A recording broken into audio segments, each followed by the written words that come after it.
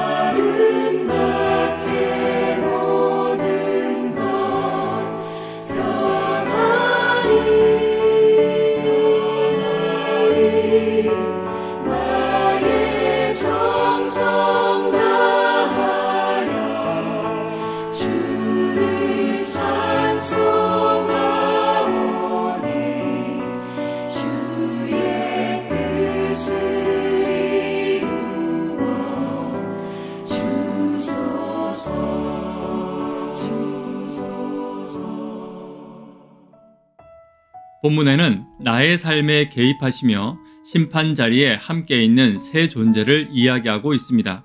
하나님, 예수님, 그리고 택하심을 받은 천사들의 존재를 이야기하고 있습니다. 다시 말해 내가 누구를 두려워하며 살아야 할지를 이야기하고 있는 것입니다. 두려워한다는 말이 부정적으로 들릴 수도 있지만 성경은 하나님을 사랑하는 것을 두려움으로 이야기하고 있습니다. 두려움과 공포는 전혀 다른 것입니다. 내가 사랑하는 사람에게 나는 두려움을 느낄 수 있습니다. 그 사람을 슬프게 하거나 그 사람을 실망시키는 것이 두려울 수 있는 것입니다. 이 두려움은 공포의 감정이 아닌 그 사람에 대한 사랑의 감정입니다. 설교를 하는 것이 두려울 수 있습니다. 이것은 공포가 아닙니다. 하나님의 자녀들과 하나님에 대한 경외와 존경으로 두려움을 가질 수 있는 것입니다. 부모는 자녀가 두려울 수 있습니다. 자녀에게 올바른 모본을 보이지 못하는 것이 두려울 수 있고 자녀를 올바르게 사랑하지 못하는 것에 두려움을 가질 수 있는 것입니다. 성경에서 말하는 두려움은 사랑이며 존경이며 경외입니다. 오늘 바울은 하나님을 두려워하는 신앙인들이 어떠한 삶을 살아야 할지에 관하여 함께 이야기 나누고 있습니다. 첫 번째, 하나님을 두려워하는 신앙인들은 편견이 없어야 합니다. 21절입니다. 하나님과 그리스도 예수와 택하심을 받은 천사들 앞에서 내가 엄히 명하노니 너는 편견이 없이 이것들을 지켜 아무 일도 불공평하게 하지 말며. 여기서 말하는 편견이란 기울어진 저울이라는 뜻을 가지고 있습니다. 처음부터 공정하지 못한 태도를 말하는 것입니다. 교회만큼은 공정과 평등이 상식이 되어야 합니다. 기울어지지 않는 사랑으로 사람을 대해야 한다는 말입니다. 그 사람의 직업과 상하 고하를 막론하고 하나님이 그 사람을 사랑하듯 사랑하는 것이 그리스도인의 태도입니다. 이것이 하나님을 두려워하는 것입니다. 하나님이 사랑하는 사람을 내가 평가할 수 없습니다. 하나님이 사랑하는 사람을 내가 하나님과 같은 마음으로 사랑하는 것이 두려워하는 마음이라는 것을 기억하시기를 간절히 바랍니다. 오늘 내가 하나님을 두려워하는 마음으로 사람을 대하는지 살펴보아야 합니다. 예수님의 마음으로 하나님의 사랑으로 사람을 사랑하고 존중하는 저와 여러분 되기를 간절히 바랍니다. 두 번째, 하나님을 두려워하는 성도는 죄의 공동의 책임을 가져야 합니다. 22절입니다. 아무에게나 경솔히 안수하지 말고 다른 사람들의 죄에 간섭하지 말며 내 자신을 지켜 정결하게 하라. 다른 사람의 죄에 간섭하지 말라는 말은 그 사람의 죄에 참여하지 말라는 말입니다. 간섭하다라는 헬라어 코이노네이는 함께 나누다, 동반자가 되다라는 의미를 가지고 있습니다. 교회 안의 가족들은 하나님 안에서 가족으로서의 공동의 책임이 있습니다. 교회 안에 성도의 범죄가 일어났을 때 결코 그 책임으로부터 무관한 사람은 없다는 말입니다.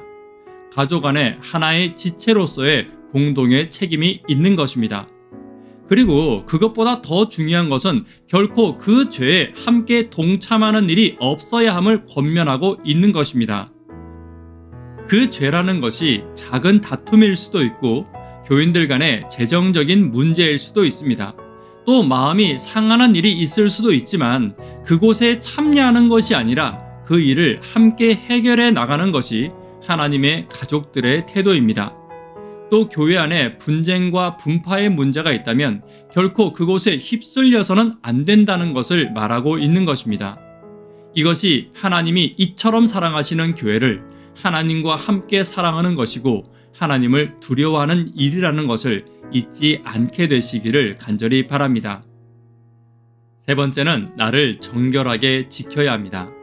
하나님의 몸된 교회는 하나의 공동체를 가리키는 말이지만 나 자신의 몸도 하나님의 거룩한 성전임을 잊지 않아야 합니다.